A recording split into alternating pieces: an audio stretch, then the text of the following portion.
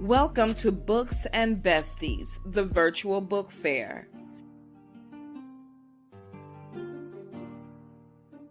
Share this link with others and get ready for something awesome.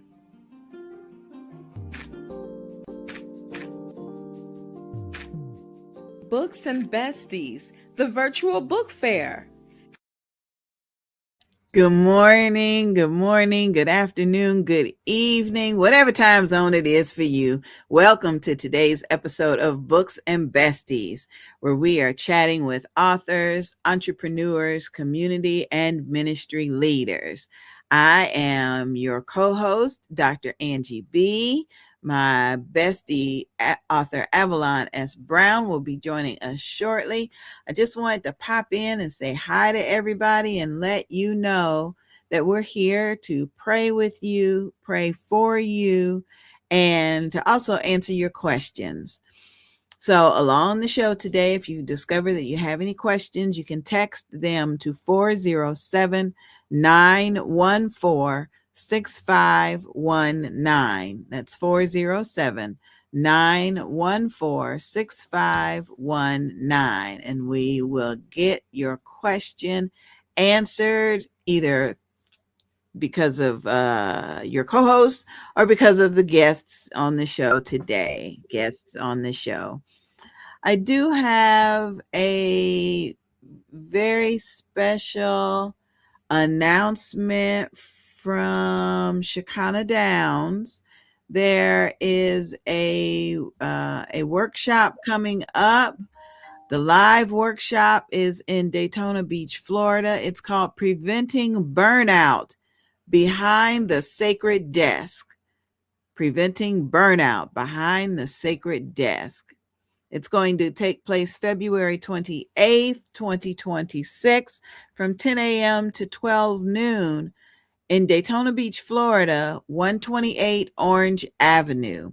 If you'd like more information or would like to register Preventing Burnout Behind the Sacred Desk, you can register at www.cjaqis.com. That's cjaqis.com. Then they've got the virtual event coming up on March 7th, same time, 10 a.m. to noon. And to register for this virtual event, visit www.cjaqis.com. If we have time later on in the show, we'll put that information back on the screen for you. But I just wanted you to know there's so many of us that are concerned about you, what you do, you and yours. Okay. It's time for my bestie to come on screen right now. Good morning, Avalon. Good morning. Good morning. Good morning. How is everyone out there? I know. I'm just coming back from the Fresh Book Festival. Got my t-shirt on. Uh-oh, 15, uh-oh. 15 years of magnifying literacy. I tell you, I'm excited about it. Wow, you were out there in that nice heat while I was here trucking in the snow. Next year, you're going to join us in Daytona Beach. Next year. Yep. But it was a fantastic 3-day event. Thursday night, they had the film festival. And we talked a little bit about how authors are interested in turning their books into a film or a movie or a stage play, something like that. And so we got to see a couple of films. And we were on the campus of Bethune-Cookman University. So a lot of the students were there. And it was really, really nice. Nice. It was nice. Both of the films were really different. And so yeah, I like that variety. I like that. And Wow. then Wow. and then Friday and Saturday we had the actual book festival. There were about 35 authors in this gymnasium. We got to meet and network with all of them and talk with them. And they fed us lunch and dinner both days. And so Whoa. I know, I know.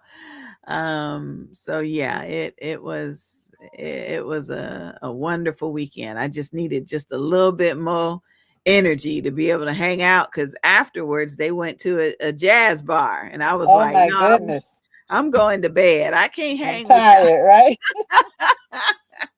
I've been here since noon. I'm tired. I'm tired. So Yeah. Yeah. yeah, it worked out really That nicely. sounds nice. Hmm. Sound like you had a lot of fun. I did, and met a lot of neat people, a lot of cool people. Even the mayor of the city, his daughter is maybe Wow. 9 or 10. She wrote a book and she was running Oh, around. Yeah, she's so showing her cute. book. Yeah, yeah, yeah. They pulled her up to the stage because they interview all of the authors, and so Okay. it was her turn, and they asked her what was her inspiration for her book, and she said, "Well, actually, my mother wrote the book. I was just the inspiration behind it." So, you know how that is. Just adorable, precocious and adorable, I tell you. Mhm. So, what you been up to? Oh, let's see. I'm still working on the nursing books. Trying to do some marketing. It's Black History Month, so I've been advertising my book, Yeah, Why Nursing is Our Passion, We Can't Quit, and right, just kind of honoring those nurses from back in the day that paved the way for us right, to even get into for blacks to even get into nursing. So right, just trying to right. do a little of that, keeping busy. Well, I love this flyer that you made for me for the Still I Care book, Nurses Oh yeah, Rising After Video. Thank you for that one. I yes, appreciate it. I appreciate it. Yeah. And it, it's admirable what you do. I had people that came to my table and I had that book on display with my other books. And a couple of people asked me, "Are you a nurse?" I said, "No, I got to contribute from a patient's point of view." right, And yes, so that was exciting to be able to just to be able to have a little bit of variety on my table. right, yeah. So I figure 'Cause now that I've finished with all the grandchildren have a book of their own. So now I can focus on my nursing books. mhm, mhm, mhm. Focus on your nursing books. And then what I also want us to focus on would be getting reviews. Reviews of our books, Yes, I feel are so important. So we're going to take a yes, minute and play this video about reviews. There's an author, uh, Marshall Short, Marshall G. Short. She wrote a book, Where There Is a Will, There's a Way. And it talks about getting your final papers in order. If you're going to have a will or a trust, and the kids need to know where to go to get everything and who to call. And so she received a lot of reviews from her book. So we're going to play this nice. video and then we'll be back with more Books and Besties in just a minute. Don't go anywhere. Reviews. Where There Is a Will, There Is a Way has so much information in it that everyone needs to purchase one now. Linda Weaver. Where There Is a Will, There Is a Way was an excellent read and very informative. The book put a lot of things in perspective regarding preparation during life and after death that I honestly never thought of. Would highly recommend everyone to read. Avery Murray Jr. This estate planning workbook has been transformative for my spouse and me. Its practical approach made discussing sensitive topics like guardianship and beneficiaries approachable. We appreciate the clear guidance and relatable scenarios which allowed us to get our affairs in order. It's a must read for anyone at any stage of life. My husband and I really appreciate it. Kiera Henderson. Where there is a will, there is a way provided clear and concise information regarding a wide range of issues from financial planning to end-of-life preparation that we or our family and friends will have to face at some point. I read it in its entirety in one day. I plan to go back over some of the chapters. The scenarios were so well illustrated and gave it a nice touch. I was deeply moved by the transparency of the author, revealing first-hand experiences that she and her siblings encountered while settling the estate of their parents. Purchase the book for yourself and those you care about. Phyllis T. Mitchell. Where there is a will, there is a way, written and compiled by Marshall G. Short, is about to make estate planning easy. If you do not know what to do or where to start, Where there is a will, there is a way is highly recommended. It is easy to read and has various scenarios to follow along for clarity. When my dear mother passed away suddenly, we were all in shock and did not have her final wishes in place. Due to not having this valuable resource, we had to learn what to do quick and fast. Talk about overwhelming and stressful. There was so much to know, do, and understand in such a short period of time.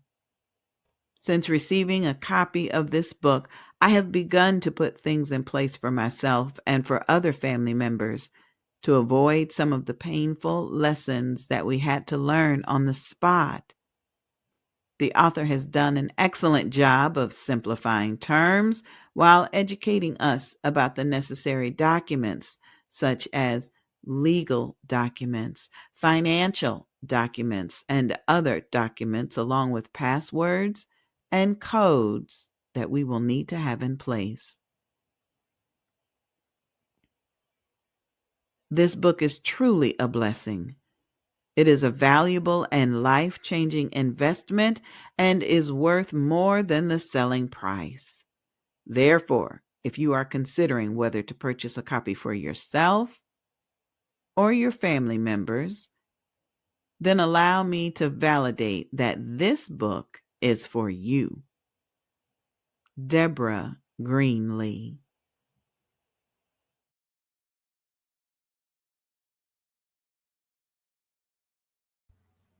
I love that. I absolutely love that. You are watching Books and Besties, and we just heard some reviews of a book written by Marshall G. Short. The name of the book is Where There Is a Will, There's a Way. And she has encouraged each of us to ask for a review.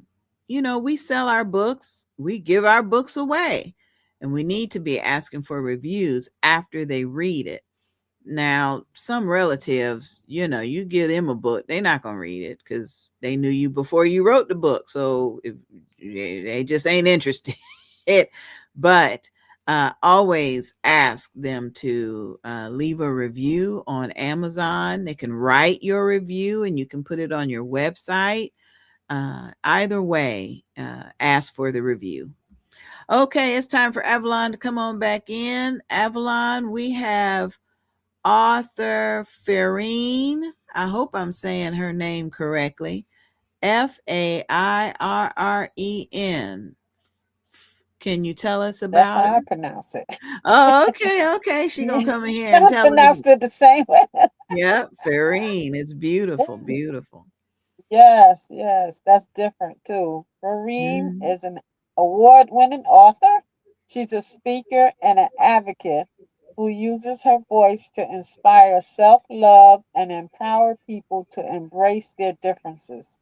Inspired by motherhood and her daughter, Camilla, journeys with a rare genetic condition. Her work centers on resilience, hope, and shining through life's challenges. Mm. And I All hope I right. pronounced your daughter name right. Farine, come on in the studio. Good morning. Good morning, dear. Oh, did we lose her? I hope not. I hope she's there. Okay, let's see. We'll give her just a couple more minutes and see if she can come back in. That is a beautiful name though, Farine. Yeah, and it's different. How did you meet her? On Facebook. On Facebook. I tell you, people want to talk bad about Facebook, but we meet more than half of our clients and Yes. more than half of our guests on Facebook. So, all right, let's see if we can bring Farine on. There she is with that Yes. beautiful smile. Hi. How are you? How you doing? I'm blessed. How are you doing today? Good, good. Thank you for joining us on the show today. Now, pronounce your name for us to be sure we Okay. got it right. It's Farron. Oh, Farron. Farron. Okay. Oh, yeah, yeah. That's beautiful. Trust me, I get it You, all the time. that's beautiful. Well, welcome to the show. What are you up to this week? What's been keeping you busy? You know what? I actually have been. First, I have to thank you both for having me on the show. It's always a pleasure to, be a part of this amazing journey. So thank you so much for having me. Lately, as Avalon mentioned, I am the author of Shining Through My Journey with Incontinency of Pigmenty, inspired by my incredible daughter Kamaya. She has been the inspiration behind this entire author journey, actually, with her being born with her rare genetic condition, incontinency or pigmenty, or IP, because I know it's a really long name. So lately, I have actually been writing the series to Shining Through, which is going to be called Shining Through My Journey, or excuse me, it's going to be Shining Through The Journey Continues. That is the name of the upcoming book. I Because this is a journey with her rare genetic condition, I felt it necessary to provide an update as far as growth. Right, Shining Through. The first Shining Through was published 2 years ago in March, so this book will actually be published on the same date in honor of the journey. So that's what I've been up to.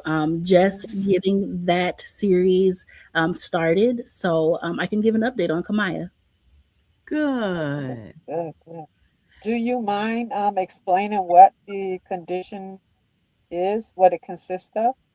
Absolutely. So, incontinency of pigmenty it's a skin condition. It primarily affects the skin, but it can also affect depends on how the severity that you have it. So, if you have it mildly, you can have missing or peg shaped teeth. You can have alopecia. It can affect your central nervous system, causing developmental delays, strokes, or seizures. You can also have roughed or pitted fingernails. What? So the skin condition piece of it starts with swirls, like swirl patches, and then it goes to wart like bumps Oh that my can be God. for that can kind of rise above the skin. So it depends on the severity of it that you have the strokes and the seizure piece of it.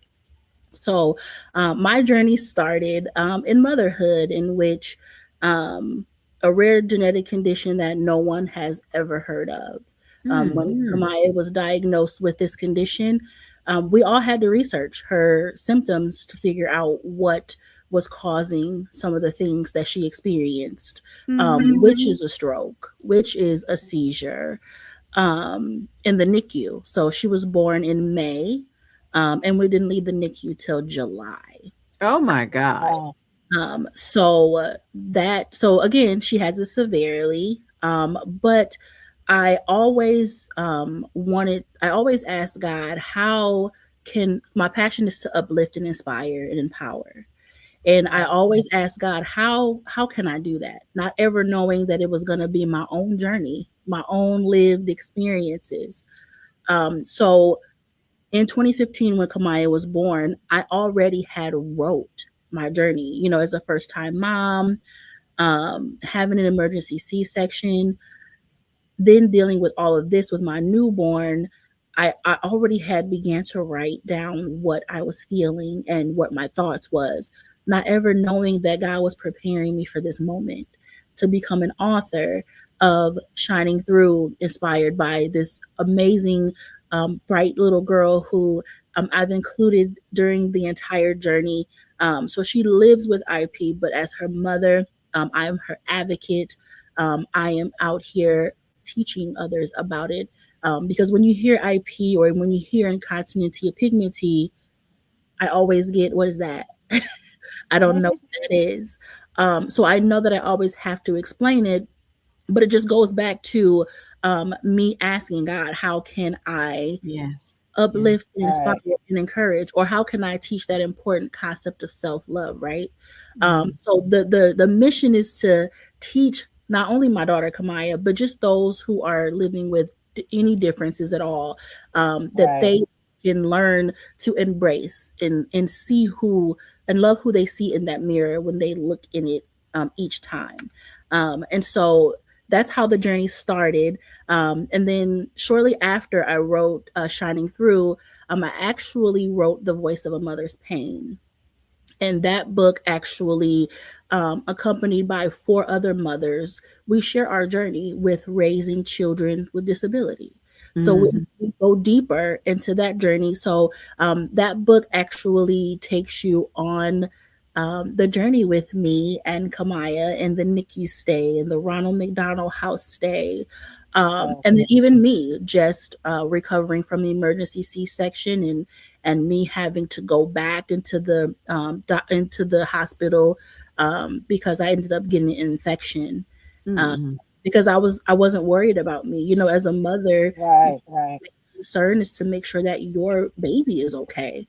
So Mhm. the focus just went directly off of me, and I realized that I needed to take a step back, and take care of myself. But at the same time, there was all these things that were happening with Kamaya that we needed to figure out before we can go home. And so, with the incredible team, the healthcare team, the neurologist, the genetic doctor, and this just our research on figuring out what this rare genetic condition is, incontinentia pigmenti was a diagnosis. Mm. It's just the symptoms are so random. Mhm. From your hair Yes. to your teeth to your nails to a Hmm. stroke to what kind of foolishness? And the another crazy part of it is, my prenatal appointments were perfect.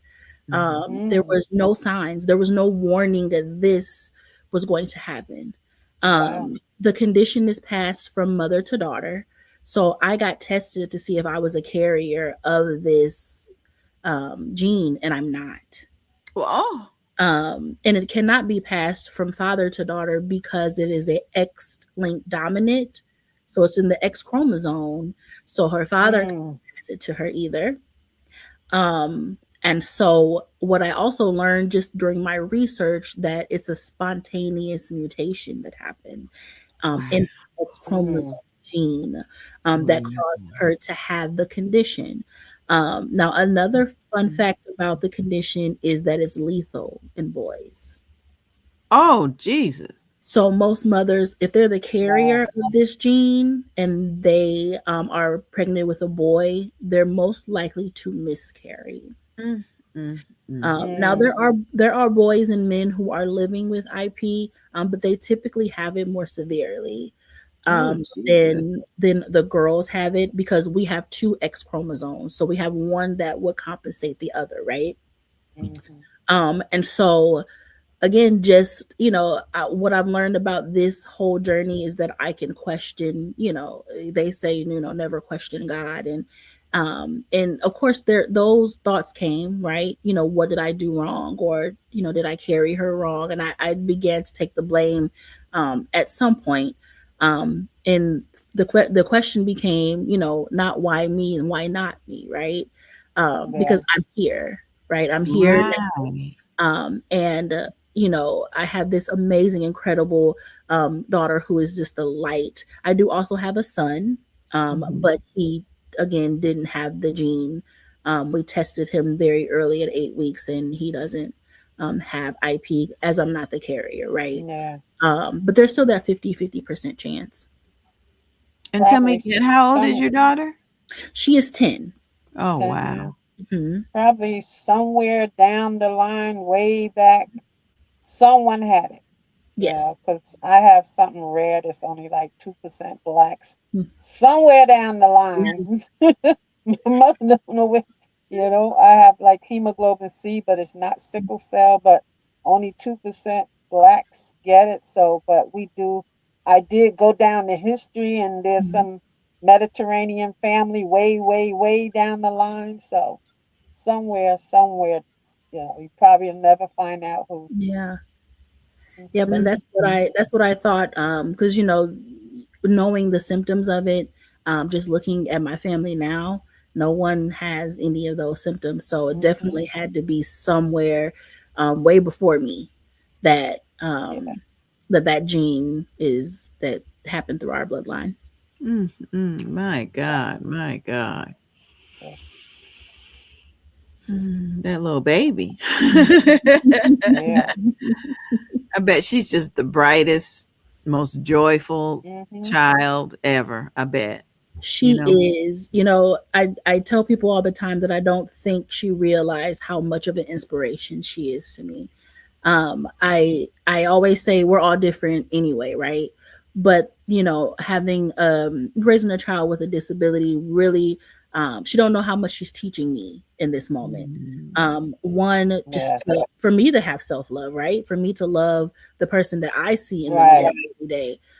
So while I get to teach her these things, I'm also learning this myself. Being able to teach her that. And then her brother, they're 4 years apart. So he's 6, but he protects her like he's the big brother.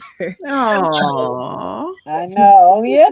Yeah, he's very understanding just of how she learns. And so she has an Oh, IEP in nice. school because she has a developmental delay. So she does have an Mhm. IEP in school. And in speech and occupational therapy is another thing that she Oh, good. gets to do. But all the things and all of the support has been phenomenal through the journey. So That's that has great. also Yes.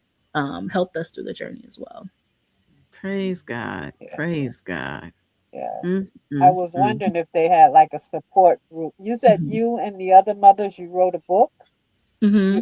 You, oh, nice. So they're so I'm in there with IP, and then there's some mothers that wrote about their children with autism. Mhm. And then there's another mother who wrote about, I don't know if you ever heard of Golden Haar's Mm-mm. condition. She wrote about that. So we Mm-mm. all came Probably do. together. Yeah, I think if I remember correctly, it's where um, I believe it's where body parts are not in the right place or something like that. Um, Mm, mm, if I mm. remember Mm. correctly. But that was a journey in itself because you Yeah. have to go back and you have to live those moments again, right? Yeah. And it can be traumatizing because you get to go back and you have to tell this story again. But I think that's where the joy of it is, because you're writing from that pain and people are going to feel that journey that you've been through, but it's also going to inspire other families or other Yeah. mothers Absolutely. or other fathers Absolutely. who are Absolutely. going through that. My goal is to help them see the light at the end of the tunnel, right? Because this journey can be dark. It can be very Mhm. dark sometimes, and it depends on what your mindset and what your perspective is. For us, we decided to embrace the journey, and I think that's what helped us Yeah. embracing the journey and what it is. Um, And then of course, just leaning on God to get us through. I don't think we're here by mistake at Right. all. Right. I think this is definitely what God has planned for our lives. And so I definitely, again, had to just shift my mindset on it. Because, again, the first time mom, I don't know what's going on. You're telling me my daughter, and it actually started out with a hole in her rectum because Oh, she Mm, huh. had air in her intestines. So mm, it actually started with that before it got to the swirls, before it got to wow. the stroke, before it got to the seizure. So it was that first where she had a colostomy bag. Um, and this was just first month, right? First month of life. Mm, All of this happened. So again, coming from having a emergency C-section, and then you're telling me this about my baby, like what?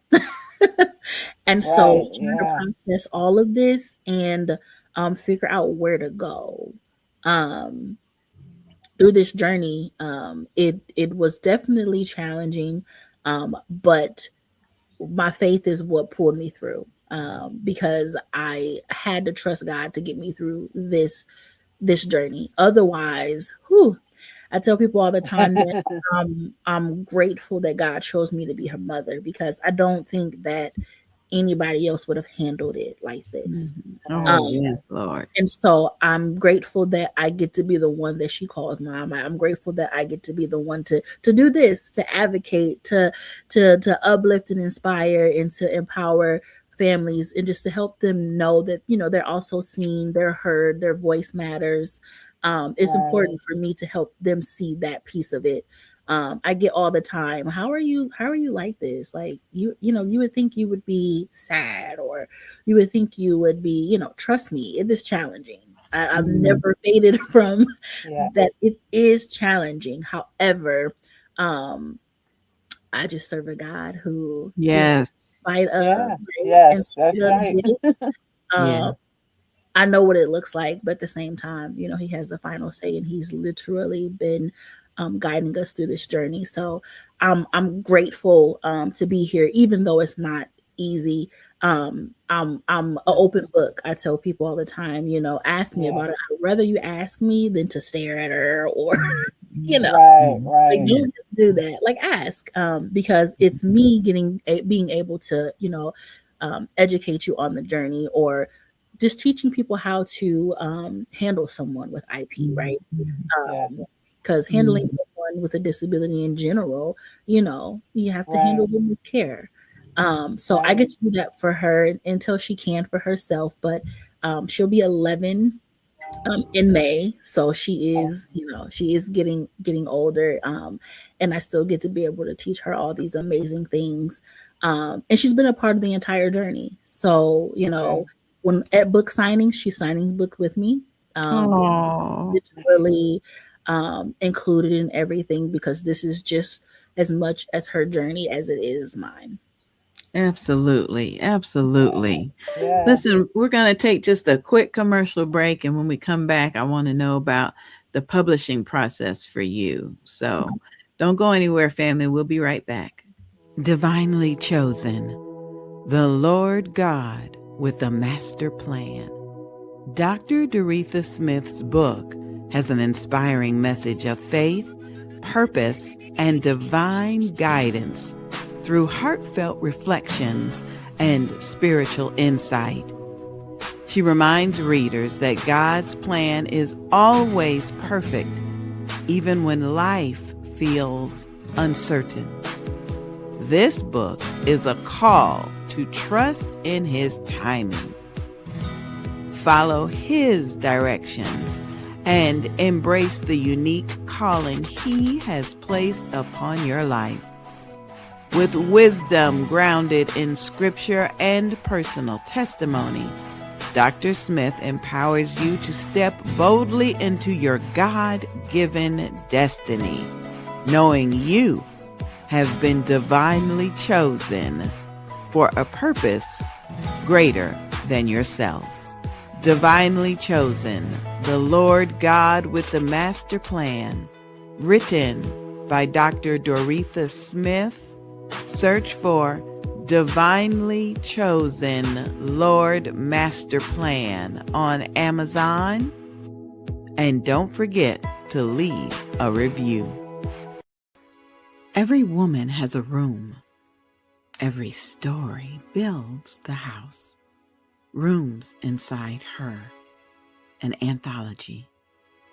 Rooms Inside Her will be a powerful anthology that explores the deeply personal, yet universally relatable stories of women from all walks of life. Purpose and Impact is to celebrate the diverse voices of women and their experiences, regardless of background. Create a community of shared experiences, sparking conversations around identity, womanhood, healing, and triumph. Submission deadline is August 15th, 2025. Submission fee is $250. Send an email to sisterbatten@gmail.com, sisterbatten @gmail.com. Rooms Inside Her. Sister Batten is still accepting stories for Rooms Inside Her. So don't miss this opportunity to be in that anthology, just to be able to express myself as a woman, a room that was inside me. Just writing the story was truly encouraging for me. So I do encourage everyone to be a part of that book.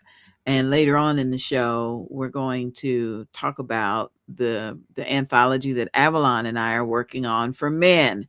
It's called I've Had Wives and I've Had Friends, but we'll talk about that one later. Avalon, come on back in. Oh my goodness. That's Yes. a powerful testimony. Yes, it is. Yes, it is. And see, this was, I guess that's why pediatric wasn't one of my areas to work in as choice, Mhm. because during my training, I saw all those different types of uh, diseases and diagnosis in the children's hospital because we had to do a rotation, and that it was just like I knew I didn't want to work in peds. It was just like a lot, a lot. And she's such an inspiration because her upbeat spirit keeps her child, Mhm. with the upbeat spirit. It's just Yeah. beautiful, the Yeah. work that she's doing, yeah, and to make others aware. When she talked about it, I knew when she said it, it had something to do with the skin and pigmentation, but the first word, it's been so many years since I've been in school and nursing school. I didn't remember what the first part was, but then when she started explaining, I Right. kind of got the Right. picture. Yeah, Right. But I'd still, man.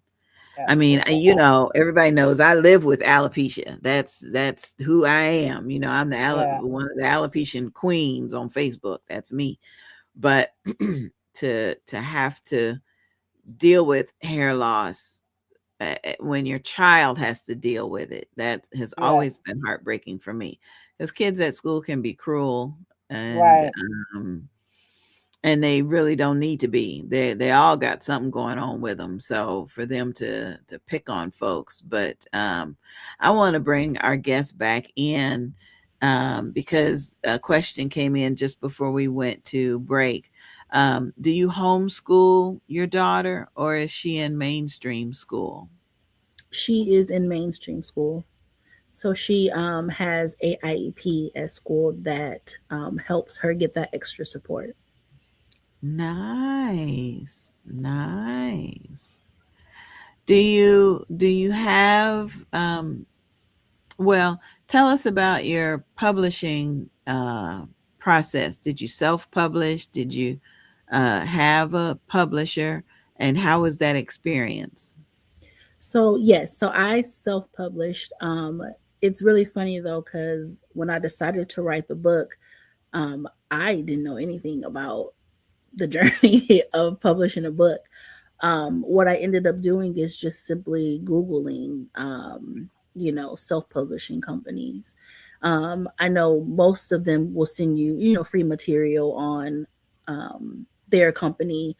And the company I chose was Ex Libris Publishing, Hmm. because what stand out about them is when I submitted the information just to get, information about their company, someone actually called me. And my first thought was like, why is she calling me? Like I just asked for the information so I can, review it myself.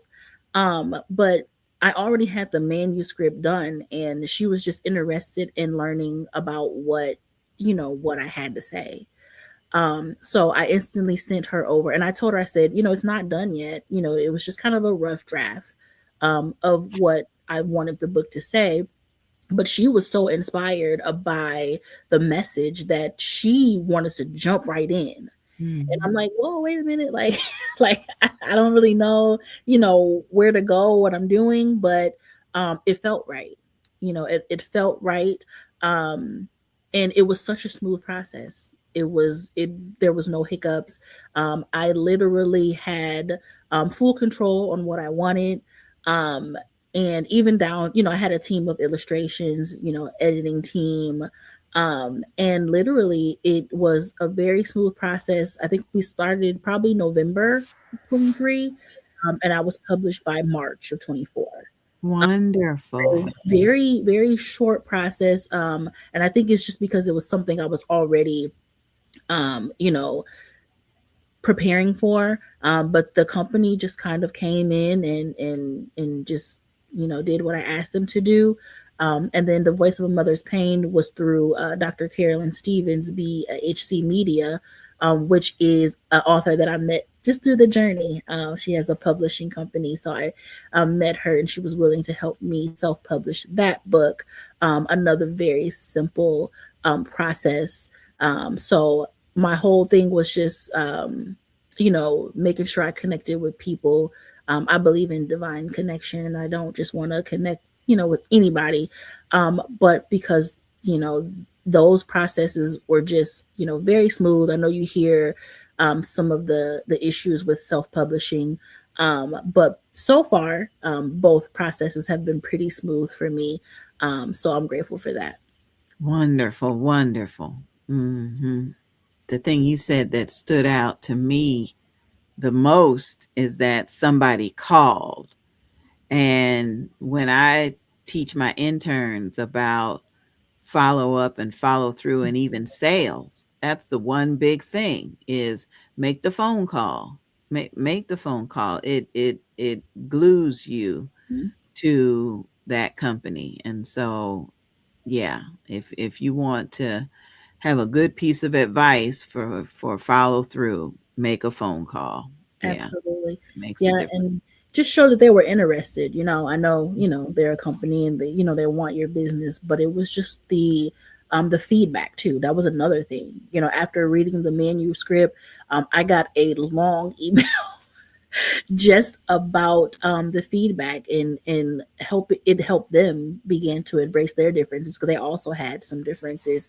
And so it was just in that moment that before the book even came out, I was already doing what I'm passionate about, even in that moment. Yes.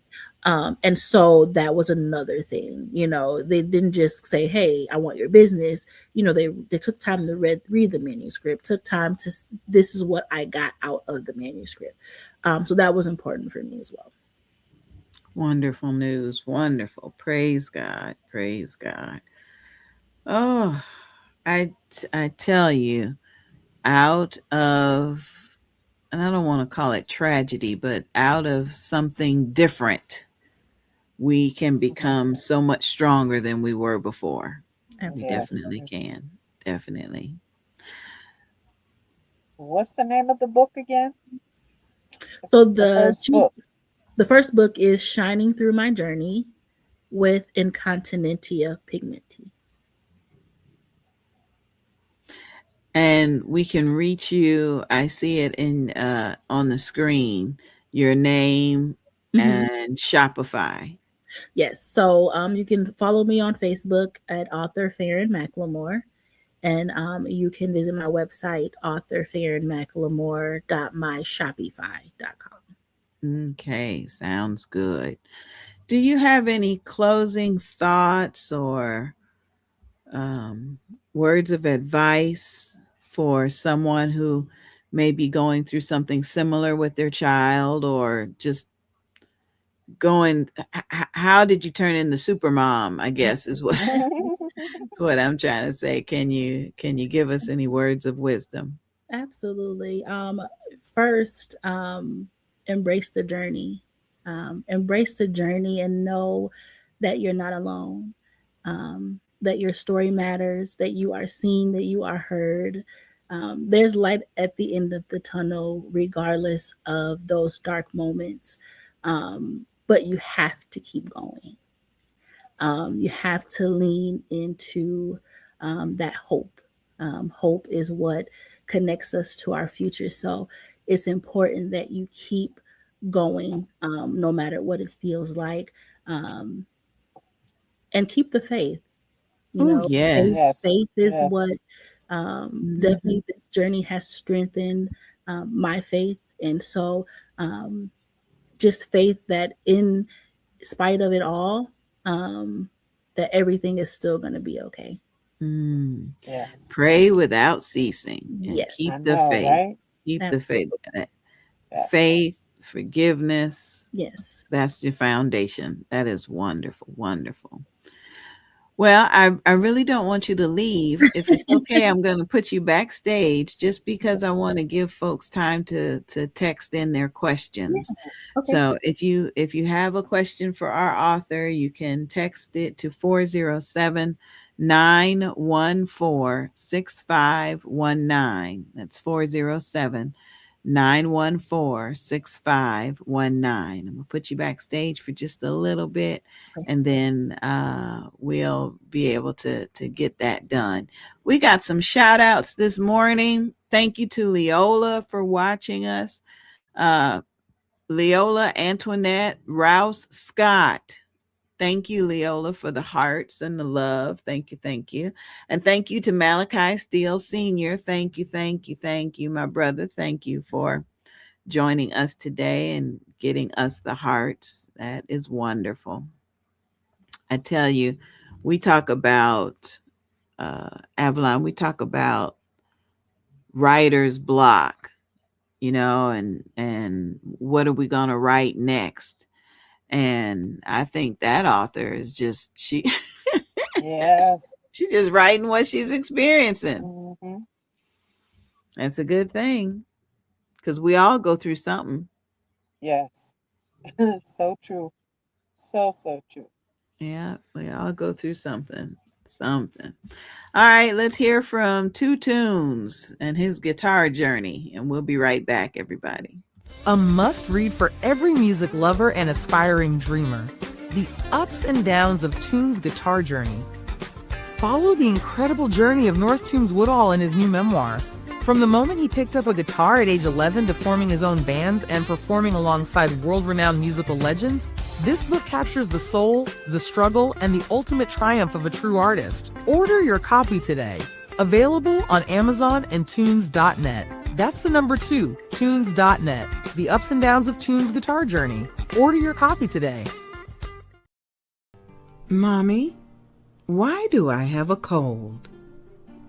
Written by Avalon Soulette Brown. Dedications. This book is dedicated to all of my grandchildren.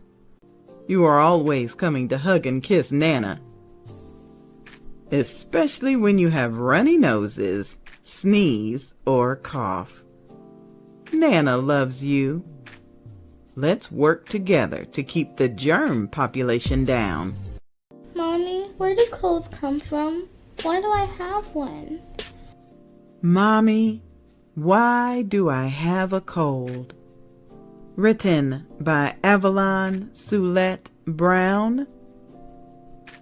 Narrated by Sonia B., Sandra B., produced for audiobook by Angie BEE Productions, and narrated by me, the Queen Bee, Angie. We can help you put the pieces together. Audiobooks, flyers, commercials, and more. Angie BEE Productions on Facebook. You are watching today's live episode of Books and Besties. Me and my bestie Avalon, we do this we do this show to feature authors, business owners, entrepreneurs, community leaders, and ministry leaders. Yeah, that's why we do this, because we're curious. We want to know. And so we've got a wonderful guest that has been blessing us indeed throughout today's episode. And if you have any questions for her, you can send a text to 407 914 6519. 914 6519. I mentioned earlier that Avalon and I are working on a new anthology. I've had wives and I've had friends, and I'm going to play that video for you in just a minute. If you are a man and you have thoughts, ideas, and issues that you've had with a woman, we need to hear from you. How are we going to figure out how to love you if we don't understand you? So that's why we're writing this book. We want you to be a part of it. And so I'm going to play the quick video right quick, and then we can talk about it when Avalon comes back. I've had wives and I've had friends. An anthology for women written by the men we are trying to love. Gentlemen, you are cordially invited to become an author by sharing your thoughts and experiences in our anthology. Tell us about your love for sports. Tell us about your love for grooming. Tell us about your love for gaming. Tell us what you want us to know. Submit your bio, headshot, and your story, along with the submission fee of $250. Send it to Author Avalon Brown 165 at yahoo.com, or you may send your info to Angie BEE Presents at gmail.com. An anthology for women written by the men we are trying to love. I've had wives and I've had friends. Brought to you by author Avalon S. Brown and me, the Queen Bee, Dr. Angie BEE. Yeah, that book was inspired by a man who calls me his friend. And so we were having a conversation one time, and I don't remember exactly what I asked him. Something like, if you could write a handbook for women to read, what would it be like? And he said, well, I've had wives and I've had friends, and so I think I could contribute some kind of wisdom, but I'd have to put some thought to it. And so I got in touch with Avalon. I said, this is going to be our next book project, because we want to know what men want us to know. Ain't that right, Avalon? We want to know, Avalon. You on camera. We want to know. Yes, What yes. do men? Man, I tell you, I've had wives and friends. It's something. Can't figure that one out. Yeah, really. I know. I'm curious to see what they would write. I really am. I think about past relationships and the problems that came up in those relationships, and the common denominator is a lack of communication. You know, if they don't say it or reveal it, how are we supposed to know? So maybe this book will tell us how we're supposed maybe it'll tell us how we're supposed to know. Maybe. Yes, men. Come on, let us know. Yeah. Brother Malachi, if you're still watching, we need to have your input about women. I'm pretty sure you may have something creative that you can write about. So that's good. It looks like we have a question for you, Avalon. Where did it go? Where did it go? Oh, tell us more about the book. Tell us more about the book. Mommy, why do I have a cold? Oh, yes, that book has been out for a couple of years. It was inspired by I was at a book expo, and a teacher there from my town realized I was a nurse, and she was saying I should write books, um, for children books regarding my field. And at the time, I was working as an infection control nurse, so I thought about one of my granddaughters who always have a cold. So that title came in my head, "Mommy, why do I have a cold?" So the book, actually, the way I did the book, the little girl was asking the grandmother, who's a nurse, where do colds come from and why do she have one? So what I put in the book was different little things um, that might cause a child to have a cold, or anyone, asking the child about washing their hands, being around other children. So it's like a picture book. I talk about uh, what might have made her have a cold, and I put a picture there for different little things, far as wearing hats and coats and Right, being around other children that's coughing and sneezing, and how right. to cough in your arm or sneeze in your arm, washing your hands. So the book, it's sort of a fun book, but an educational book at the same time. That is so good.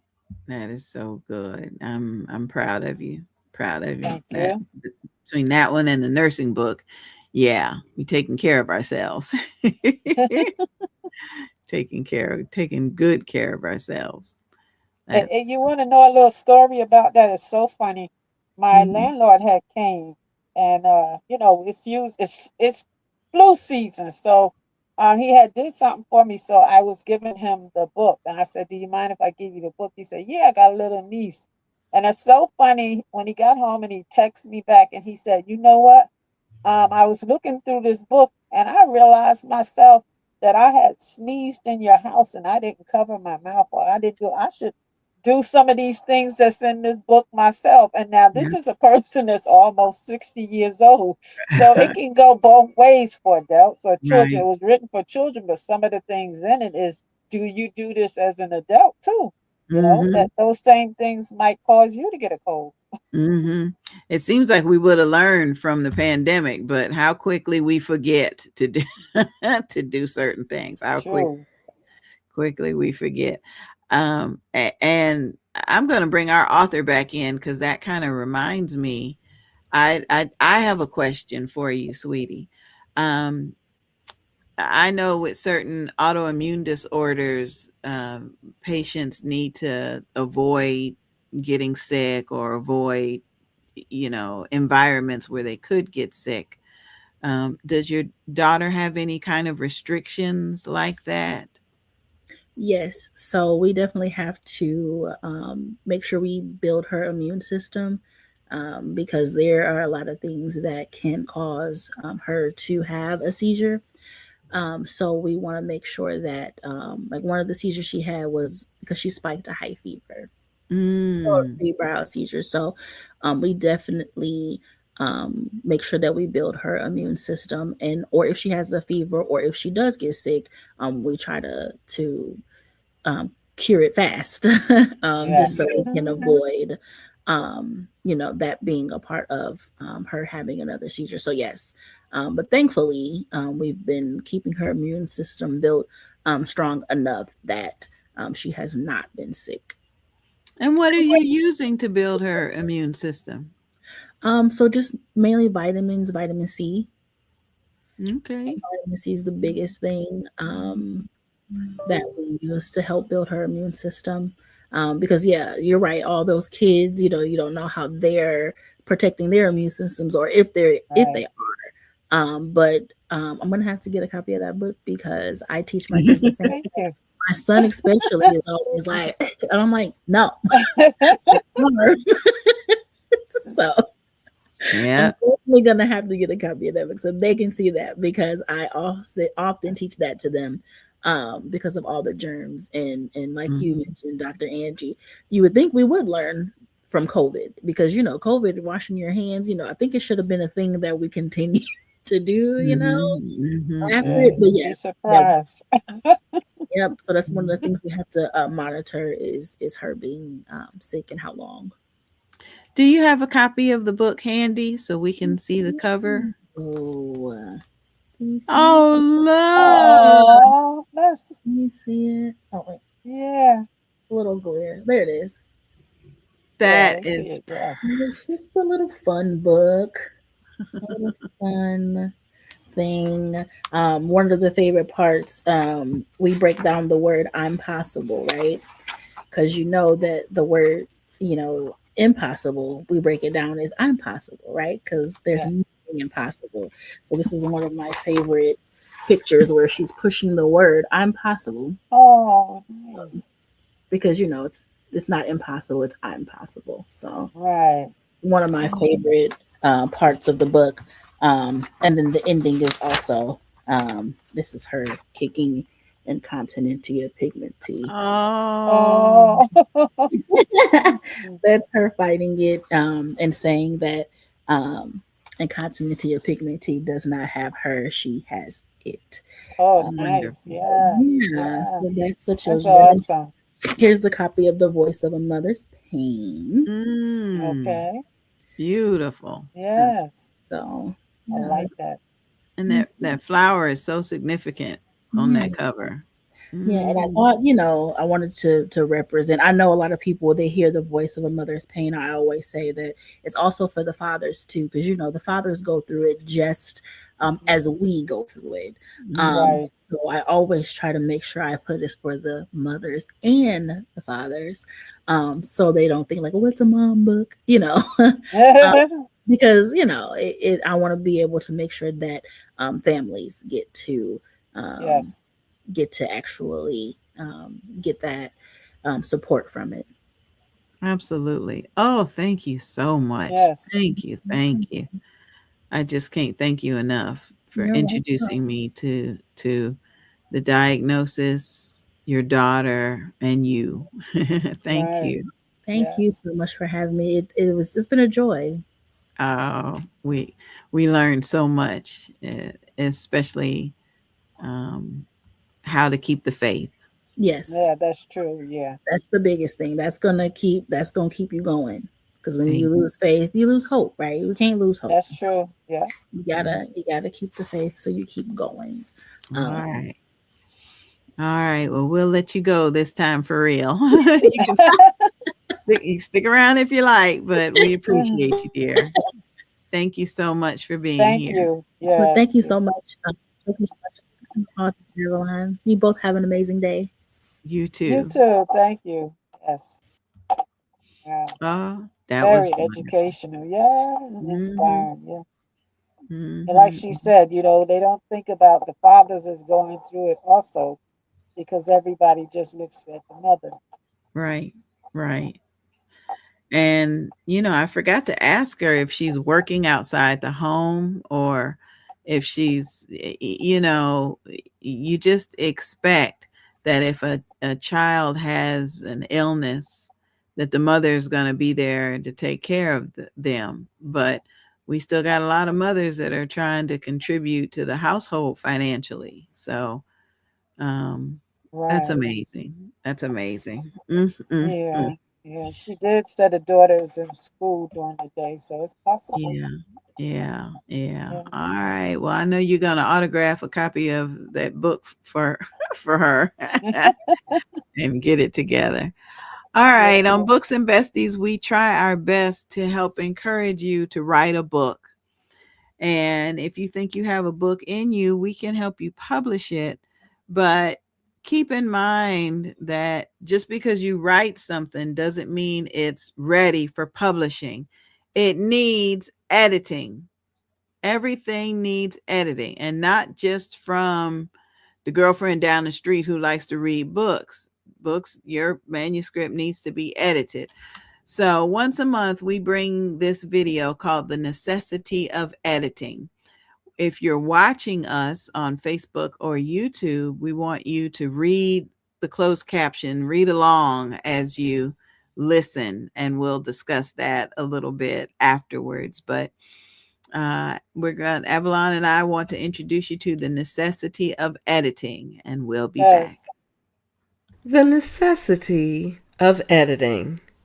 Hello, my name is Sonia, and I am a professional content editor. The difference between a proofreader and a content editor, as I have just recently learned, is care. A proofreader, though still respecting the boundaries of punctuation, which are very important, often will not clean up the statements that you have looped together and presented as a periodical. A content editor will read, proofread, punctuate, and clean up your content as necessary.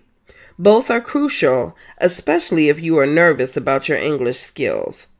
Today, I would like to talk to you a little bit about the necessity of editing. I am the type of person that catches the error before seeing the content. One of my biggest gripes is seeing an error on an obituary. What? Oh my goodness, these are the last words that anyone will ever read about you. Even in grief, spell check still works. I encourage you, write your own final words if you believe that your loved ones will leave grammatical and spelling errors unchecked, but I digress. In this time of artificial intelligence, I have found that our God-given intelligence has disappeared. Grammarly, ChatGPT, and those electronic assistants are convenient as a starter, kind of like a recipe for a dish. However, just like a good cook goes back and ensures they have included everything and even enhances that recipe, a great author still needs to go back over their work and finalize before completion. If you do not want to do that, I implore you to hire someone that will. A fresh eye makes a world of difference. The written word often shapes a picture of the author by the reader. When synonyms are used interchangeably, adverbs are tossed about incorrectly, and punctuation is just doing its own thing, an avid reader will lose interest in the plot and grow tired of making corrections in their head. Some authors happily pay a photographer or even an artist twice as much as the book is being sold for, just to ensure that their headshot catches the eye of the reader. However, their lack of having a second eye proofread and edit their liturgical baby leaves the reader of your masterpiece distracted and missing the point of the story. I will never forget mourning a grandparent. These arrangements of hers were taken over by a distant relative who was believed to be capable of handling this huge responsibility of presenting this decades-old life in a single 5x7 page. The misspellings of names, cities, and even occupations brought new tears to my eyes. Not only were some of these facts able to be easily researched, but the lack of care and concern before this final complimentary life story went to print was appalling. The necessity of editing is clear. I equate reading a book to watching a movie. However, you're able to place it on hold with a bookmark versus a streaming remote. Unlike a movie, the pause is controlled by your reader, not by the electronic device that allots you a full 3 minutes to pause your television stream, then return to the last spot that you were watching. A reader has the opportunity to turn the page or close the chapter, both literally and figuratively. No one wants to wade through a run-on yap session on a paper that left a dangling participle leading into a paragraph that begins, "The nectar day." What? Whose nectar? What day? Just like that, you've lost the attention of your reader. Sure, they may come back only to run into a new scenario that begins with two people speaking without proper identification, properly identified punctuation, and then this turns your reader's moment in time mental escape into a deep pondering chore, i.e., work. The AI assistants care nothing about punctuation. Their job is to lay out their opinion of what you'd like to hear and read, and your plight is to build on it while an editor's delight is to clean it up for the reader. The joy of a content editor is to take your raw thoughts, words, and emotion from babble to brilliance, from wondering to wonderful, from an unfinished read to a page-turning pleasure. Friends and family are excited that you have decided to delve into this new chapter, pun intended, of your life. So criticism about your incorrect usage of your versus your won't be shared with you. However, your audiobook narrator will find themselves starting over and over again, potentially losing that new reader joy that's expressed in their voice. It's gone, and so is the listening. In conclusion, nurture your book as one would anything born from their loins. Create, spell check, give it to your hired content editor. The passing of your book from your eyes to proofer eyes will correct your missings and enhance your musings. I personally care enough to make you sound your very best. I am Angie BEE, and I approve this message. She approves this message. Now, if you were watching the closed caption, you realize there were errors in the closed caption.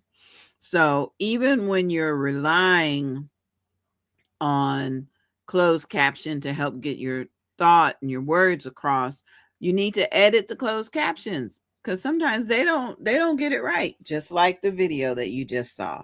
So the necessity of editing is something that we try to bring to you once a month, and I just can't believe it's February already.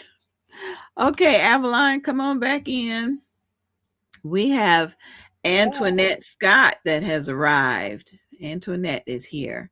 So, can you tell us a little bit about her? Okay.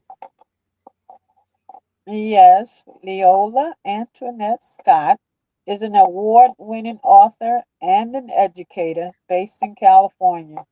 She's celebrated for her impactful work in children's Christian literature. She's a recipient of multiple honors, including 23 New England Book Festival Award, the Pinnacle Book Achievement Award, the Mm. 2024 Gold Medal Christian Book Award for Young Readers, and the Pencraft Award for Literary Excellency. With an advanced degree in early childhood development and human resource counseling and a PhD forthcoming, she brings decades of experience as a preschool owner and educator into her storytelling. Since 2015, she has written inspiring children's books that nurture social emotional learning, imagination, and empathy, empowering young readers to grow, learn, and thrive. All right. Welcome to the show, Sister Scott. Welcome to the show. Thank you. Hello. Hello. I'm so excited to be here. Thank you so much for Yes, this amazing opportunity. of course. Yes, yes. Tell us a little bit about yourself that I haven't told. Okay, well, I am Antoinette Scott, as you all know. I have been married for 34 years to my best friend in the whole world, Clifton, and I have five beautiful children. The oldest is almost 30, and my youngest is 21, and everything Wow. else in between. So I love children, I love family. I love that whole construct. So that is my life. Wow. Yes, Absolutely. yes. We love it here in California. Beautiful place to Oh, live. And was born in Bakersfield and I'm still here. So very good grateful for for you. that. Good for you. Good Yes, for yes. you. Good for you. You have your title as Parent Education Initiative. Can you tell Yes. us about that? Yes, ma'am. So, Parent Education Initiative is the LLC that everything that I do is under. I'm a owner and operator of a small child care, and so the Parent Education Initiative is just the umbrella that everything is under. That includes all of my authorship, and everything else that I do is under that umbrella. And so we really cater to the Black and Brown community, whether it be book writing. I parent coach. I need to give a shout out to Shades of Motherhood Network, where I'm a peer support lead. I lead a team there of about 10 to 13 people in which we do peer support for doulas, for the Black and Brown community, as far as women being with child, really making a safe place for them to be able to birth safely. A little fun fact, I am a doula coach, and so I just birthed my first child this year, so which was super exciting Yeah. to be able to take a hand in seeing life come into the world. And so definitely praising God for that. Hmm. My Yeah. goodness. My goodness. I want you to, if you got a pen and paper handy, I want you to jot down a website I'm going to give you. It's www.mmfavored,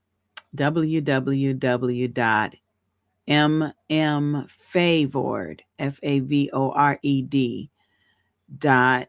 Now I got to remember if it's .com or .org, but it stands for Maternal Matters Favored. Mhm. And let me see if it's com. Nope, it must be org. It's Florida based, but um they reach out to other organizations to partner with them. mmfavored.org. That's the website. Sounds like the Parent Education Initiative and Favored would work nicely together. Yeah. Oh, thank you so very Yeah. much. Absolutely. I'll definitely be reaching out to them for sure. Mhm. Thank you. Thank you. Thank you. Okay, so tell us about your books. Did you self-publish? Did you have a publisher? How was that process for you? So the process was I actually started with Zulon Christian Publishing with my first book. So my first book was called Wooby's Journey, and did not have the best experience with them. But that being said, I went ahead and just began to self-publish myself. It was a learning experience, but I think I kind of have it down to a T now after a lot of trials and errors. But my first book, Wooby's Journey, I'm just going to kind of show you guys a copy. This is Wooby's Journey, and it's about a little boy named Isaiah, and his grandmother makes him his little blanket called Wooby. And so this is actually used in some doctor's offices where they help children that are dealing with death. So Isaiah's grandmother passes away, but her legacy is left through the blanket. And so the blanket kind of transforms as he gets older. So when he's little, it's a blanket. And by the time he gets married, it ends up being the tie that he wears when he's married. So it and Oh. transforms everywhere in between, but it speaks on with our elder beautiful I say imaz, which is a Hebrew for wise brown woman, that their legacy lasts throughout generations, and it carries through with little things like blankets or maybe a little trinket or whatever the case scenario may be, but their legacy never dies. And so in doctor's offices, they will use this as a kind of an open invitation for children just to kind of be able to speak about maybe someone they lost, whether it be their mother, their grandparent, whatever the case scenario may be. But it lets them know that, hey, the legacy is still there. The love is still there. The love never dies. And so it's definitely a precious book to me because it was my very first one. So it's definitely been helpful for children that are dealing with the concept of death. Yeah. My goodness. Yes. Some of the other books that I've written, this is another one. This is the one that has won quite a few awards. It's called The Land of Hearts. And it basically speaks on the journey of the heart, whether that be you have a broken heart, a sick heart, even an angry heart, a hardened heart. But if you take your heart to the king will heal your heart. And so Right. they're all on this amazing journey to go see the king. And there's kind of this kind of battle between the good hearts or the hurt hearts and the bad hearts. And they're just going on this journey to say, hey, let's let the king deal with all of these matters. And so they make it to the king, and the king gives them each exactly what they need. And so I'll let you guys meet the king. Here's the king here. Oh, how cute. Oh, So he's got his little cape on. He's got his little cape on. And so these are in the works right now so that we can get them to the children so they can have the King of Hearts to snuggle with at night, and just to oh, remember that nice. it doesn't matter what their little hearts are going through, that the king can heal them. The king can help them. Amen. That's And Amen. beautiful. so again, this Yes. is and as you can see on the front of the book, you can kind of see, the different little hearts. Let's see. Oh, Yeah. That little yes. this is little wise heart. He's the one that kind of guides them through the journey. You have sick heart, broken heart, and everything in between. Wow. Wow. So Nice. so it is that was a really fun book that the Lord had given me, at both of them.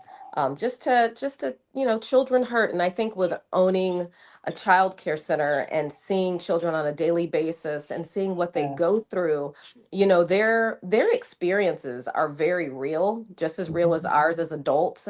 And I really wanted to cater to their hearts and their understanding to help them to be able to heal and to validate where they're at as children. So that's definitely a book that is close to my heart. It's very, very close to my heart. Yes. The next book that I have, this is called When I Was, and it's just a milestone book, and it's just a journey of what it looks like to grow up. Very, very simple book. So I'll kind of show you one of the pages here, as it's going through. Let me show you one of my favorite.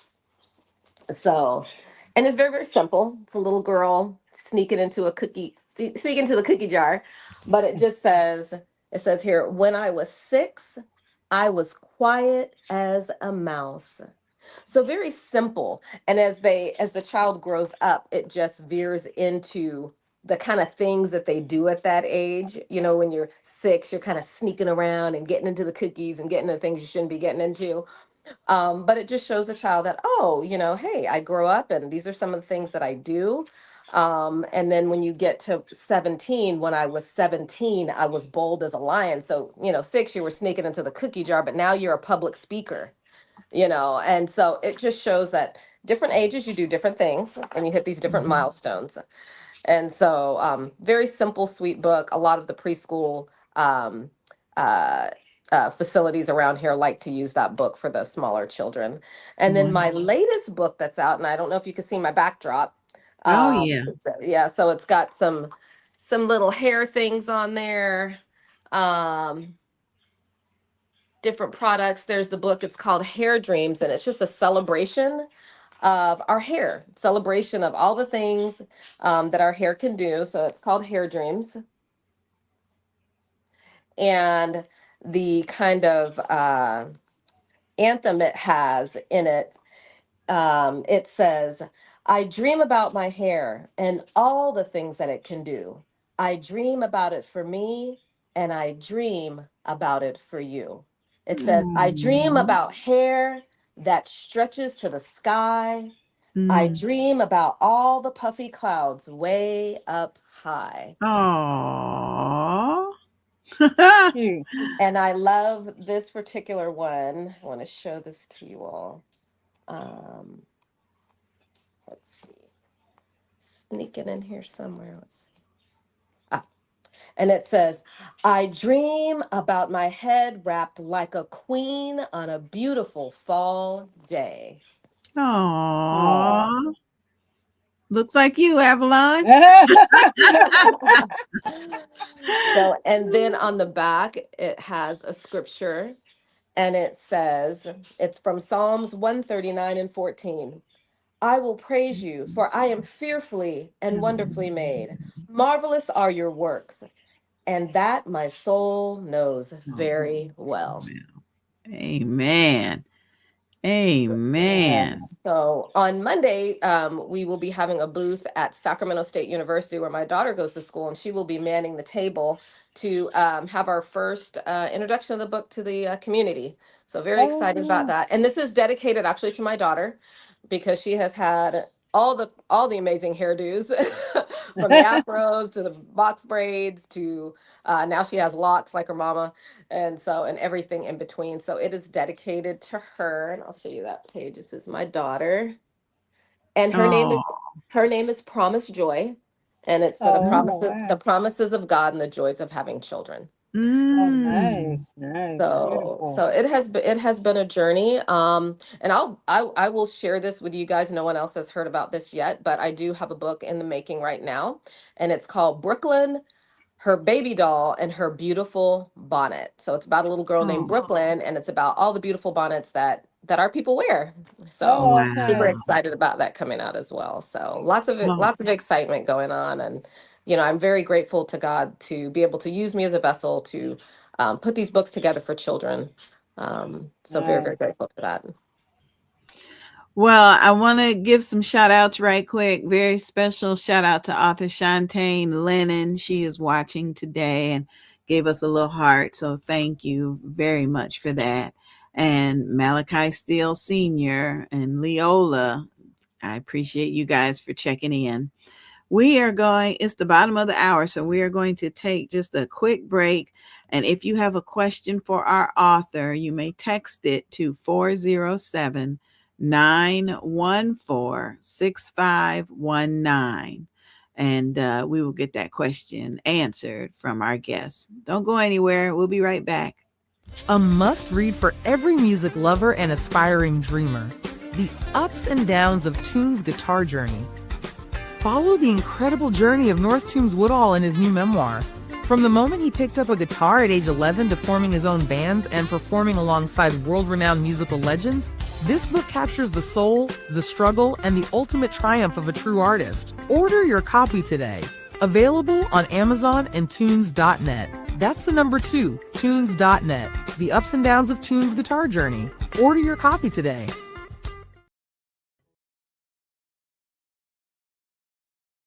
Still, I care. Nurses rising after bullying. Presented by visionary author Avalon S. Brown, RN, BSN. Still, I care.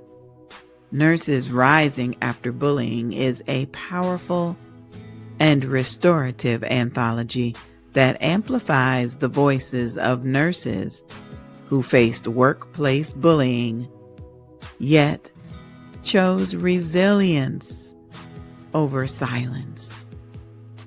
Within these pages, their stories uncover the unseen wounds behind the scrubs, where whispers, exclusion, and systematic mistreatment tried to dim the light of compassionate hearts. But these nurses did not surrender. From quiet tears in the break room to hard-won triumphs at the bedside, this collection celebrates the courage, purpose, and unwavering care that embody the true spirit of nursing. Whether you are a nurse, a healthcare leader, or someone who has ever felt overlooked, this book will encourage you to rise, advocate for others, and believe that healing is always within reach. Still, I care. Nurses Rising After Bullying. Presented by visionary author Avalon S. Brown. We can help you put the pieces together. Audiobooks, flyers, commercials, and more. Angie BEE Productions on Facebook. Hoo-hoo! You are watching Books and Besties with your co-host, me, Dr. Angie BEE, and author Avalon S. Brown. We've got so much packed into today's show that I just want to be sure that if you have questions, you know the number to send a text to, which is 407-914-6519. We do have one question that came in for our guest. So, Avalon, I'm bringing you back in. And then, Antoinette, we're going to bring you back in too, dear, so we can ask the question that was presented. What hair care products do you use for your daughter? So my daughter is 23 years old. Oh, okay. And so what hair care product she's currently using, I'm not sure. But she uses basically everything. I'm not sure what honestly, I don't know what she's using right now. I really don't. Okay. Okay. So I'm sorry I can't answer that question. I know she just dyed her hair. So it's kind of Oh, like it's not quite blondish looking, but it's beautiful. It's oh, very, very beautiful. But yeah, she's older now, she's in college, and I can't tell you what she's what she's using. I got you. I got you. I got you. So understood. Avalon, I'm sorry. I know you got a question. Go ahead, honey. No, no, she did. I wanted to know about the books, but she did. She showed us the books. I thought Mhm. that your daughter was a younger child too. That's the listener probably thought so too. Yes, From your no worries. books. Yes. Yes, I have my five children. My two oldest are electricians. My third born is a behavioral aid teacher. And then my daughter, she is in college, and as well as our youngest, who's 21, he's in college as well. So everybody's older now, and Older. yeah, things are a little different now. So a little bit more freed up. But the I'm freed up in one way, but prayed up in a whole another way. So prayers get bigger as they get bigger, right? And so, yes, yes, yes, yes. But I definitely um, I enjoy children. Children are close to my heart. And working with kids on a daily basis and seeing the great needs that they have and realizing that books are a great tool to help children to be able to understand things that maybe they're not ready to understand, things that they're coping with that are very difficult for them to articulate. And Right. so books are one thing that definitely helps them to understand that, hey, my hair is beautiful, or hey, I had a grandparent that passed and everything's going to be okay because I have this thing that's this, tangible thing that's a memory of them, and that's never going to die. That my heart is hurting and I can take my heart to the king and be healed. And so just these like little simplistic things that, we have a greater understanding because we're older, that this helps them journey through life and helps them to navigate things that are very difficult for them. So that's my heart with children's books, and I definitely would encourage anyone out there that's wanting to write a book, especially for children. Just go for it. They're much needed. Yes, there's a plethora of books out there on a plethora of different subjects, but just having something new, something fresh, your perspective is going to be a little bit different than someone else's perspective on the same subject. That's going to be helpful to one child that it may have not helped for another. But I would encourage you to write that book. Don't be afraid. There's so many resources to use to put everything together. And I think sometimes people think that writing a book is difficult. It's just a step by step thing, from the manuscript all the way to finding that illustrator, all the way to getting that book sized, and just everything in between. Just take it step by step by step by step. And at the end of it, you're going to have this amazing book that can be shared with so many different people. And so it's not a scary thing. It's just something to do, and just go for it. I would encourage anybody just to go for it. Wow. And that was going to be my next question. Do you have any advice, words of wisdom to pass along to folks that maybe have a book inside them, but they don't know how to get it out? Yeah, for me, I know people are like, well, how do you write the manuscript? And for me, it's the Lord just gives it to me. I mean, I can't even say do it this way.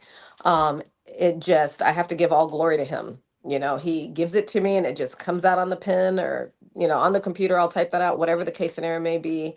That is me. That is how the Lord uses me. And I think when it comes more naturally and it's something that's close to your heart and it's a personal experience or whatever the case scenario may be, it's going to be more impactful than if you force something that you're really not familiar with or you don't have the life experience with. Write a book on something that you have life experience in, that is close to your heart. It's going to come through more genuine and truthful and natural, and it's going to impact that audience that, you know, maybe has the same situation that's going on. I do have another book. It's called Kaleidoscope, and it'll be available in October because that's National Dyslexia Month. And this is kind of a fact a lot of people don't know about me. I have dyslexia. It runs on my father's side. And so I would say that, you know, God kind of has a sense of humor to have a dyslexic actually be an author. But, Yeah. you know, he uses, what does that scripture say? Something about he uses the weak to confound the wise, you know, and it's like, okay, this one area where I'm weak at, he's using it to confound the wise because that's just what he does. You know, he's magnificent in everything that he does. And so the book Kaleidoscope is about a little girl named Lyric that has dyslexia. So it's a book about myself. So Mm. when you're writing a book, make sure it's something that, again, that's close to your heart, that's your life experience, because it's going to be extremely impactful to that audience. Wonderful. Yeah. Wonderful. Let the Lord use you. Let him Yes, that's use you. right. Yes, ma'am. Mhm. Yes, I, I ma'am. s- Absolutely. I remember reading in your bio about human resource counseling. What do you do? Some type of counseling? Yes, so under the Parent Education Initiative, I do work with women one on one in sharpening their parenting skills, especially within the Black and Brown community. It's very close to my heart. Um, Being a parent has been one of the greatest joys of my life. Um, Never thought I would be a parent. My husband and I we were married for 6 years before we had our firstborn, CJ. And man, when I held this little bundle of joy, I thought, oh my word. What is this love? What is this gift? And it was done after that. It was just done after that. And so, but I realize that parenting is just not, yes, in a sense, it comes natural, but in the society that we live in, and there's so many nuances of what a parent looks like, it's like, okay, what is God made this platform? I mean, He made parenting. So, what does this look like? And so, I like to work with women in sharpening their parenting skills so that we can have a great result, you know, in our legacy. You know, this is legacy building and we have to figure it out. And then so I have an amazing mother. Shout out to my mother, Stephanie Nobles Beans, amazing godly woman. She is a retired professor from Whitworth University, and she is actually an author and a poet herself. And so the apple doesn't fall far from the tree, as they say. But shout out to my mama. You know, we really need to focus in on helping society as a whole. And Yes. that's going to be being a great mom. And Yes. that's a learned thing. We have to learn. There's so many things even now. I've never been a mother of 5 adult children. So I Yes. need to be in circle with women that have gone down that path, right? Yes. And so, Parent Education Initiative is there. I like to help women to get resources, um, get ideas, and just to help them be the best moms they can because we're all learning and we're all growing. And Mhm. so, yes, I do counsel women within the genre of parenting. And so, if you ever need me, I am here for it. I do offer 2 free counseling sessions to two people, 2 moms per month that I give out for free. We cancel once a week, just to get them sharpened. And if it's something they want to continue on, great. But I want to see our legacies thrive. I look at my children now, and we're very close. Where they're just not my children; they're my friends now. But I'm still their mama. Just gonna put that out there. But the relationships are great. And but that came with really being mindful and purposeful in reading those parenting books, being in those parenting classes, asking advice from um, older moms. You know, how do I do this, or what does this look like, or this is the experience I'm going through. I really I'm a big advocate of not going to your peers, because that's not a good thing. I need to go to someone with the experience and with the knowledge, so that I don't have to, work through all these mistakes.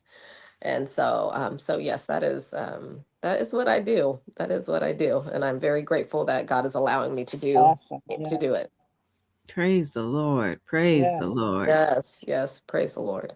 We got some comments from Monet by Malaysia. I hope I didn't butcher the name, but she said, "Thank you for the information. Amen." So that works out really nicely. You are reaching the audience. Let me put your contact information up on the screen. Do you have a email or a website you'd like people to contact you? So the best place is going to be AntoinetteScott.com. That is my website. You will find all of my contact information there. You will find all of the books there. I would encourage everyone to get Hair Dreams on Amazon, the ebook. It's only $2.99. But on the website, there is the song that goes with the book. And so it's just the words verbatim. And it is the funnest thing ever to be able to flip through the book and listen to the song at the same time. It's just fun. That's all I'm going to say. Do it or don't do it, but I would do it if I were you. That's Just do it. great. Just do it. Just do it. Just do it. Yeah, Okay, we're I gonna actually played it for my I read it to the children at my daycare and played the song, and boy, they just lit up like just light bulbs. It was beautiful. Wow. That's so cute. It was All right, beautiful. Antoinette, we're going to put you backstage for just a little bit if you can hang out with us in case we get another text message question in. I hate for you to be gone, like for you to hang around a little bit. And Monet said I pronounced her name correctly. So Oh, wow. praise the Lord. That's so good. Thank you, Monet. Thank you, thank you, thank you. We have had just a wonderful time today. And Yes. yes, listening to these testimonies, right? I'm telling you, yes. Both of them. Yeah. Mm-hmm, mm-hmm. Very interesting. Yes. Yeah, they're taking care of their children. I tell you, it amazes me. It really does. All right. Well, earlier in the show, we talked about the Preventing Burnout Behind the Sacred Desk. It comes up in Daytona Beach, Florida, February 28th, 2026, from 10 a.m. to noon. If you'd like to register for this Daytona Beach, Florida based event, you can register at www.cjaqis.com. cjaqis.com. And if you can't be there in person on February 28th, they're having it again on March 7th from 10 a.m. to noon, except it's going to be virtual. Preventing Burnout Behind the Sacred Desk, a virtual event. Register online at cjaqis.com and ask them any questions you may have for more information. Now we want you to save the date. This is the 10th annual Bold, Beautiful, and Bald Beauty Bazaar. It's coming to Jacksonville Beach, September 18th and 19th. So we want you to save the date. You're coming to the beach to celebrate 10 years of self-love. 10 years of self-love. For more information, you can send an email to Bold, Beautiful, and Bald. That's and, the word spelled out. Bold, Beautiful, and Bald at gmail.com. Vendor registration just opened up yesterday. Early bird vendor registration is now open. And if you happen to be a bold, beautiful, and bald person from any form of alopecia, we do invite you to join us as a model. Join us as a model. No experience necessary, just gives us an opportunity to get dressed up and parade around and spread alopecia awareness and acceptance. So that's a lot. We got a lot going on. Just but I'm thrilled about what we've been able to do on today's show. I'm thrilled. Got one more question for you, Antoinette. So I'm bringing you back in, if you don't mind, bringing you back in. Um, the audience member wants to know, did you may have answered this already, but did you self-publish or do you have a publisher? Self-publish. I self-publish. I definitely would encourage it. Definitely would encourage it. Oh, why? I think it gives you freedom to really put yourself in the book. I think it makes it more personable because you're taking those steps, all of those steps, to put this book together. I know for me, with each of my books, it just becomes more and more personal. The books are just more and more closer to your heart because you're putting in all that work. Unfortunately, I stated before that I had a bad experience with a publisher. Unfortunately, people aren't as honest as, they should be. Um, but I think it's kind of my safe space, to do that. And I'm not saying I wouldn't ever have it published through a publisher again, but this is working really well for me. And I think sometimes self-publishing can be scary to people because they don't, they've never done it before. They don't understand all the nuances, but it's not as difficult as you think it is. And fear is not of the Lord. And if it scares you, that's a good thing. If just do it scared, that's all I have to say. Just do it scared, um, because the end result is, I remember one time I ran a half marathon, and there's a quote by Henry Ford. It says, "Whether you think you can or think you can't, you're right." And when I got to the end of that marathon, I was like, "Did I just pay to run this far?" Did I just pay to run this far? Because you have to, do your entrance fee. And it wasn't difficult. It wasn't that difficult. It was the training, the training, running all those miles, all those months, and then you go through the whole process and you're like, and it's the same thing with self-publishing. It was like, okay, there was some training there. There was some learning, there was some hiccups, there was some Charlie horses, there was some whatever. But at the end of it, you get this really beautiful result and you're just like, that wasn't as difficult as I was thinking it was. And look at the end result. I got that medal, I did the thing, I can check that off my bucket list, or I did, finished this book, and look at all the lives that it's touching.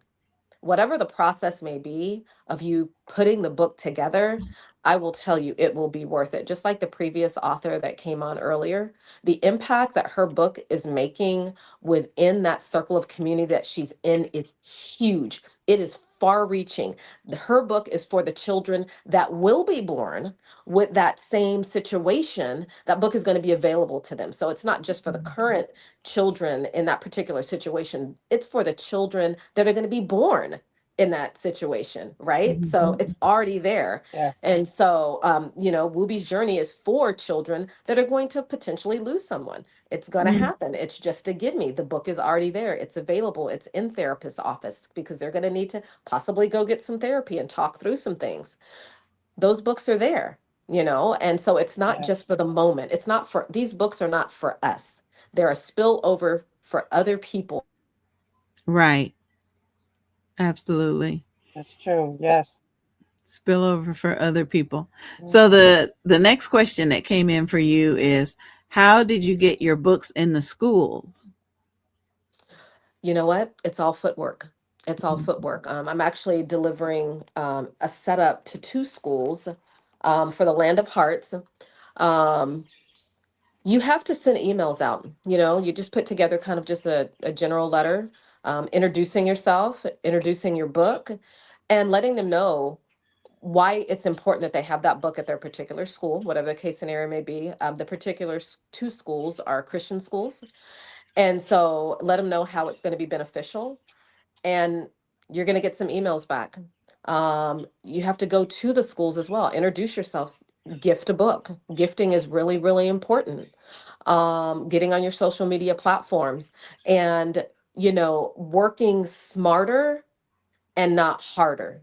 Know your audience. If I have a children's book, I'm not going to go and present it to, some adult platform, right?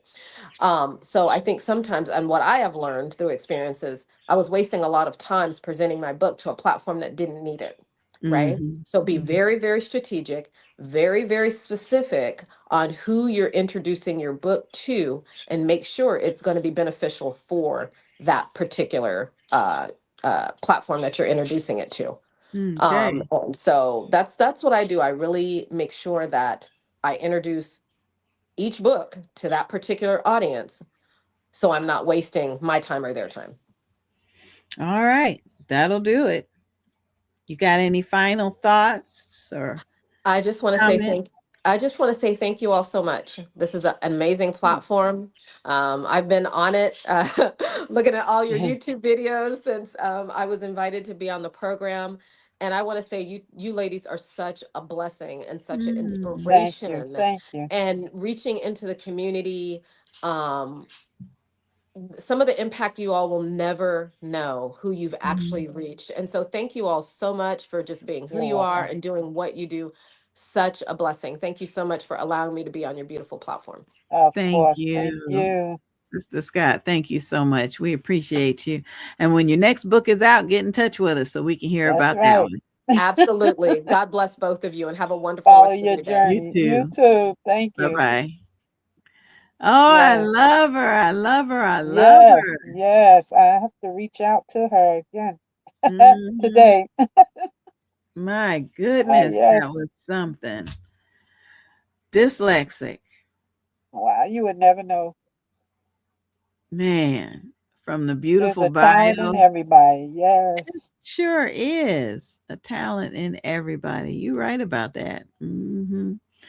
Very special shout out to Bianca Simone. Thank you for joining us today, Bianca. Thank you for the hearts. Thank you for the love. We appreciate it. And we certainly do appreciate each of you for joining us today on Books and Besties. I think the biggest compliment that we could receive is that this show was able to reach somebody who needed the information that was in today's show. So please like us on Facebook, please like us on YouTube, and share the love, share the show with somebody. You never know. Yes. They don't have to be going through the exact issue that our guest was going through, but maybe the guest said something that will encourage them and let them know that God has not forgotten them. That's So right. Yes. Amen. Yes. please spread the word. Please spread the word. Well, I got something to tell you. You ready? What's that? It is time You're to up to. recruit some kids for the YEP program. So here comes Oh, Sandra yeah. BEE to tell us about YEP. Please allow us to introduce you to one of the graduates of our YEP program. Hi, I'm Sandra BEE. I live in Michigan. And yep, I'm an author. YEP, Youth Entrepreneur Author Program. Our goal is to initiate literacy in students and lead them to entrepreneurship through authorship. Our mission is to identify and invite organizations to participate in this program. Students participate in virtual writing workshops where they are encouraged to write their stories and provide reviews of stories read. We ask you to support our youth. For a donation of only $50, Your company or organization will be mentioned as a youth supporter in the next audiobook. Send an email to yup!'I'm-an-author@gmail.com to provide a scholarship for a young person to participate. Yep, I'm an author.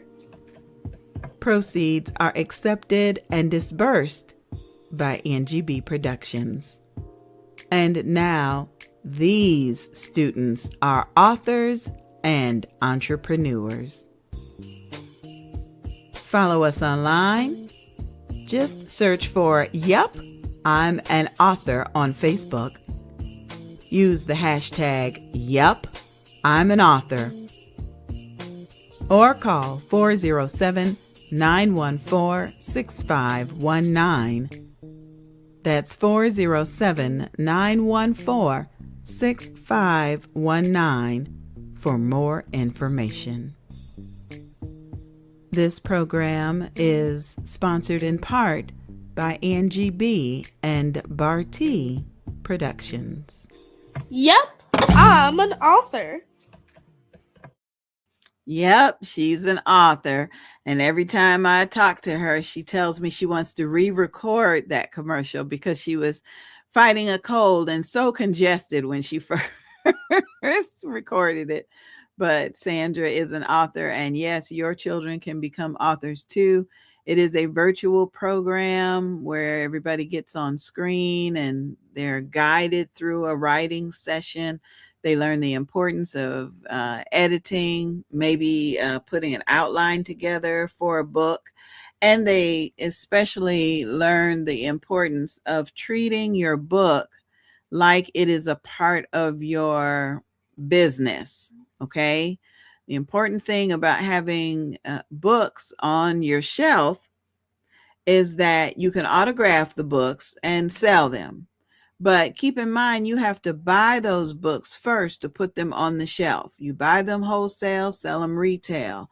And that's an important aspect where you don't want to bankrupt yourself in your own business. We talk about that during YEP. So if you have a child or you have a student that you'd like to enroll in that program, you can just give us a call at 407-914-6519, 407-914-6519. Okay, Avalon, it's time to say goodbye. Thank you for It's been a fun day. Thank you for being the best guest host in the world. I'm so honored to work with Of you, course, dear. thank you.